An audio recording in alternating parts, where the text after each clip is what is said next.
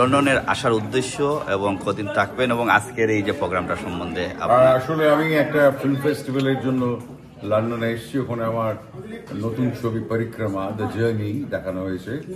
ওখানেই ওর সঙ্গে আমার আলাপ এবং জানতে পারি এই সোল ডান্স ফিল্ম ক্লাব একটা তৈরি করা হচ্ছে এবং এই উদ্যোগকে আমি স্বাগত জানাই। এবং আজকে এসে খুব ভালো লাগলো, অনেক গুণীজনের সঙ্গে আমার আলাপ হলো, একটা কথাবার্তা বিনিময় আলোচনা আমি খুবই এবং অত্যন্ত আন্তরিক সবাইকে আমার মনে হয়েছে। আমি সত্যি খুব মুগ্ধ এবং আমার মনে হয় যে এই ক্লাবটা যদি করা যায়, সিনেমা একটা ছোট্ট দর্শকও যদি থাকে তাহলে নিজেদের মধ্যে আলাপ আলোচনার মাধ্যমে আপনারা অনেক এগিয়ে যাবেন। আমার আন্তরিক শুভেচ্ছা রইল এই নতুন ক্লাবের জন্য। ধন্যবাদ।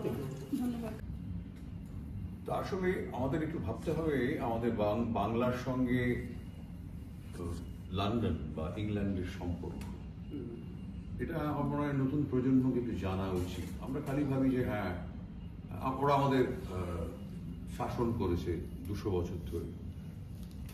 ক্লাইভ সিরাজদৌল্লাকে হারিয়ে মসনদ নিয়েছিল মুর্শিদাবাদে, তারপর ইস্ট ইন্ডিয়া কোম্পানি যারা ব্যবসা করতে গেল এই সেই বণিকের মানদণ্ড রাজদণ্ড হয়ে দেখা দিল।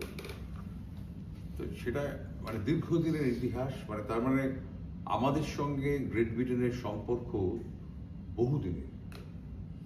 সেই সম্পর্কের মধ্যে একটা হচ্ছে প্রথম ট্রেড, তারপরে ইস্ট ইন্ডিয়া কোম্পানি থেকে কুইনের রাজ, এবং তারা স্প্রেড করে সমগ্র উপমহাদেশে ইনক্লুডিং বার্মা, টঙ্কা বার্মা। এবং এই 200 বছরের যে শাসন, তারও আগে থেকে তারা আসছেন। 200 বছরের এই শাসন, তার মধ্যে 150 বছরের বেশি কিন্তু তারা শাসন করেছে কলকাতা।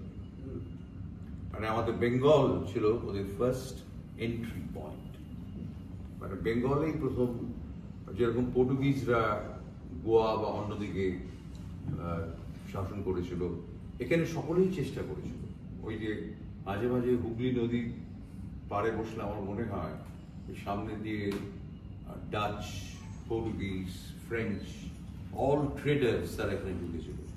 কেন ঢুকেছিল? তার কারণ হচ্ছে আমাদের একটা বিশাল বাংলাদেশি বৃহৎ বঙ্গের যে মানে সম্পদ, মানে একদিকে ফার্টাইল রিভারাইন বেঙ্গল, তাছাড়া অসংখ্য সম্পদ। এই জন্যই তো এসছে, এত দূর থেকে সমুদ্র পার করে তারা কেন গেছে? এভাবে প্রত্যেকে এসছে, কিন্তু শেষ অব্দি ব্রিটিশই জয়ী হয়েছে।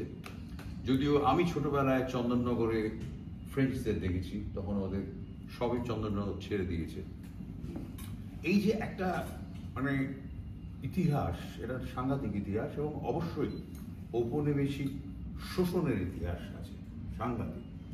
আমাদের উপমহাদেশকে শোষণ করেছে ব্রিটিশরা তাদের স্বার্থে, তাদের প্রয়োজনে। কিন্তু একটা জিনিস খুব ইন্টারেস্টিং, পাশাপাশি কিন্তু ইউরোপিয়ান এনলাইটেনমেন্ট প্রবেশ করেছে আমাদের বঙ্গদেশে।